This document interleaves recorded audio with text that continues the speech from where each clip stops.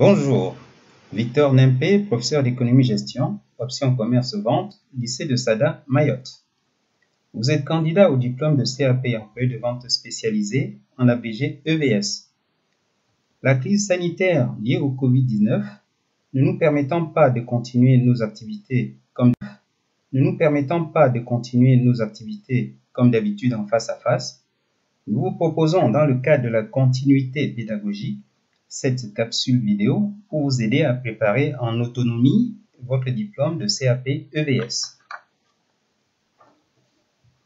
Nous nous limiterons au CAP EVS option A et au CAP EVS option B. Que signifient ces options? L'option A concerne les candidats qui recherchent une spécialisation dans la vente des produits alimentaires. L'option B concerne les candidats qui recherchent une spécialisation dans la vente des produits d'équipement, chaussures, vêtements, pour ne citer que ces deux exemples. Règlement d'examen. Les épreuves que vous passez sont regroupées dans deux domaines. Premièrement, domaine professionnel. Deuxièmement, domaine général. Commençons par le domaine professionnel, qui est composé de deux types d'épreuves. Épreuve EP1 qui s'intitule Pratique de la vente pour les deux options sur 160 points, coefficient 8. Épreuve EP2 qui s'intitule des produits pour l'option A ou gestion d'assortiment pour l'option B sur 120 points, coefficient 6. Mais sachez que on rajoute dans le domaine professionnel la PSE, prévention santé environnement, sur 20 points, coefficient 1. Ensuite, le domaine général, qui est composé de maths sciences, coefficient 2, français histoire géo, coefficient 3, éducation physique et sportive, coefficient 1. Langue vivante étrangère, qui est une épreuve orale de durée 20 minutes, mais ne sont autorisées que les langues étrangères enseignées dans l'académie. De quoi s'agit-il lorsqu'on parle des épreuves professionnelles? Il s'agit des épreuves que les candidats passent en CCF, c'est-à-dire en contrôle en cours de formation. Deux situations d'évaluation. Évaluation à l'occasion des PFMP, de la pratique de la vente et des services liés, qu'il s'agisse de l'option A ou de l'option B. Évaluation en établissement de formation du suivi des produits alimentaires pour l'option A ou de la gestion d'assortiment pour l'option B. Vous savez savoir ce qui va se passer si votre CCF est reporté. Sachez qu'en cas de CCF reporté à cause de la crise Covid-19, comme pour tous les candidats en métropole qui vivent la même situation que nous ici à Mayotte, le rectorat trouvera ultérieurement une solution. Évaluation de l'épreuve EP1. Évaluation en établissement de formation. Forme de l'épreuve EP1.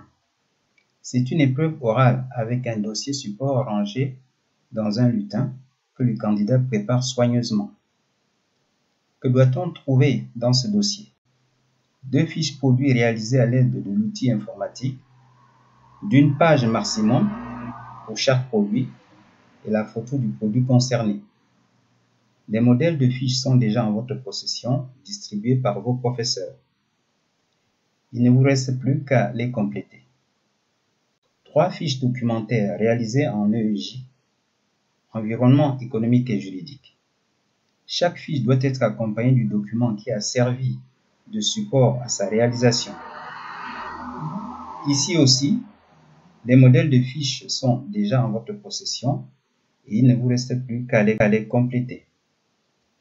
Évaluation en entreprise. Cette évaluation porte sur les 8 semaines de votre dernière année de formation. Votre professeur et votre tuteur se concertent pour mettre en place une séquence d'évaluation. Les deux assistent à votre prestation et appuient votre pratique professionnelle en vente et accompagnement de la vente. Comment réaliser en autonomie votre dossier? Vous devez exploiter toutes les ressources amenées de votre entreprise d'accueil en PFMP. Utilisez vos cours car c'est l'occasion de montrer au jury que vous maîtrisez les techniques et connaissances apprises en cours, par exemple la méthode CAP pour la construction des arguments de vente. Utilisez les conseils obtenus de votre tuteur ou tutrice en entreprise. Restez en contact avec vos professeurs en utilisant le réseau ENT mis à notre disposition par notre recteur, les emails et le téléphone. Comment organiser votre dossier support de l'épreuve EP1 en autonomie? Votre dossier présenté dans un bulletin doit être organisé en deux parties. Partielle composée des deux fiches produits annoncées dans l'une des précédentes diapositives.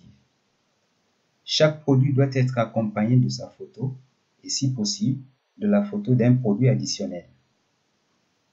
Partie économique et juridique, composée des trois fiches documentaires annoncées dans l'une des précédentes diapositives et bien sûr accompagnée pour chaque fiche du document ayant servi de support à sa réalisation. Évaluation de l'épreuve EP2. Cette épreuve est évaluée en établissement de formation sous forme de 3 sous-épreuves écrites, réalisées au cours de la dernière année de formation. Les deux premières sous-épreuves durent chacune 30 minutes et la dernière 45 minutes pour l'option B et 1 heure pour l'option A. Comment préparer ces 3 sous-épreuves? En révisant les cours déjà en votre possession, mais aussi en restant en contact avec vos professeurs par les moyens déjà cités pour d'éventuelles questions. Nous vous souhaitons bon courage pour la préparation de votre diplôme et que vous sortiez de cette situation de crise sanitaire plus riche en connaissances.